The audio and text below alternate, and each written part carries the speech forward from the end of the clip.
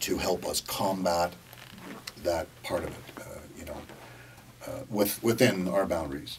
Obviously, we have jurisdiction within York Region, but we work with a lot of agencies in the GTA too. So yeah. When you watch movies like Untouchables, you see like Kevin Costner Yeah, and Robert yeah. De Niro. Yeah. You see like Al Capone being sent to jail for money laundering, and essentially that's the way he's caught. Well, and I love the movie, and it goes to show you that he got in trouble with the IRS. So you would be here if the CRA got an idea that you were money laundering. It wouldn't be so much how you got the money; it's did you declare the income. So if you're smart, you'll set something up where you're playing nice with the CRA. Where sometimes people get greedy, criminals get greedy, is that they're going to try to outsmart the CRA, and they'll go after you for well, everything you own plus interest, and they have done. They prosecute people all the time for tax evasion. Yeah. But even movies like Untouchables and even shows like The Sopranos show that, I know they're not representations of real life, but they show that going after the money laundering itself is only a temporary stop to the problem. Yeah, but all criminal investigations, all policing is only temporary. You have to combine enforcement and prevention. We still get people get sucked in, for example, to online scams, and sometimes they can lose a lot of money. All we can do is get out as much as we can. We go out, we talk to the public, beware your personal security, the scams. We've got a thing on our website, the YRP website, dealing with fraud scams that are current. We keep it up to date as much as we can. But all policing is a cycle.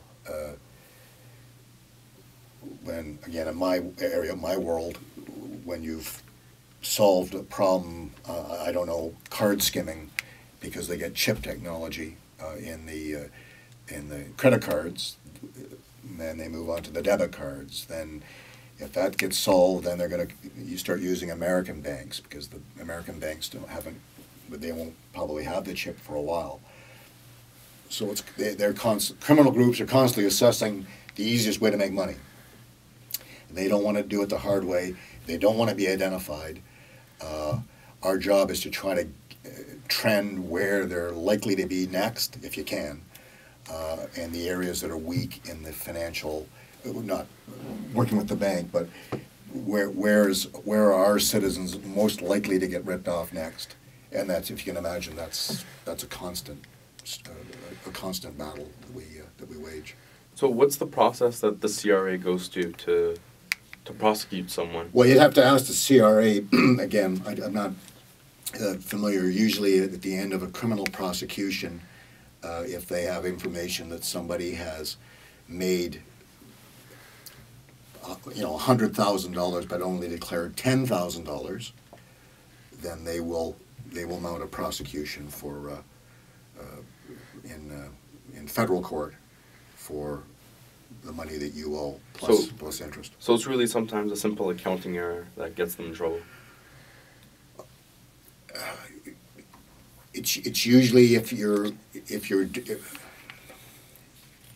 the smart way to do everything is to look like you're a normal business. If you're a legitimate business, you have expenses and you have income, and while you're making sales, even if they're fake sales, let's say I pretend I'm selling Ferraris, large amounts of money, right?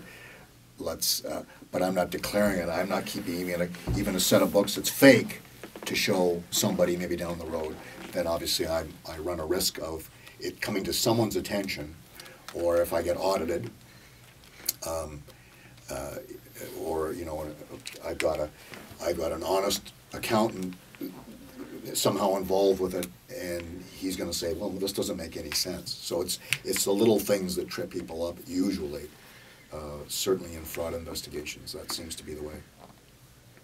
And rather than combat the process of money laundering, Mhm. is there a way to legalize it? Like the other day, I read something on the internet where somebody was talking about maybe we should just tax the money that's being laundered. Well, they'll do. Yeah, I'm not quite sure what you mean. If they would do that anyways, criminals don't want to be like you and I. They see themselves as outside the system. Suckers pay income tax, right? Chumps pay income tax. I'm not paying. I'm not, I'm not John Q. Average, and I'm not working 9 to 5, and I'm not paying half of what I earn to the Canada Revenue Agency. So it would defeat the purpose as soon as you said, "Oh yeah, by the way, I'd like to pay income tax on all this stuff. Don't worry about it. The CRA will do it for you if it comes to light." They want to keep every dime they make, except for the outlay it takes to do whatever it is they're doing, drugs, guns, whatever commodity they're dealing in. They want to keep all of it. They don't want to share it with anybody, so they're going to hide it. If you came forward and said, "Oh yeah, by the way, I got all this money from a drug transaction, $10 million or whatever it is," CRA, of course, would take a huge hunk. That would be the least of your worries, because you'd also have, the various agencies all over you for drug trafficking and importation and stuff. You'd be in prison for a long time.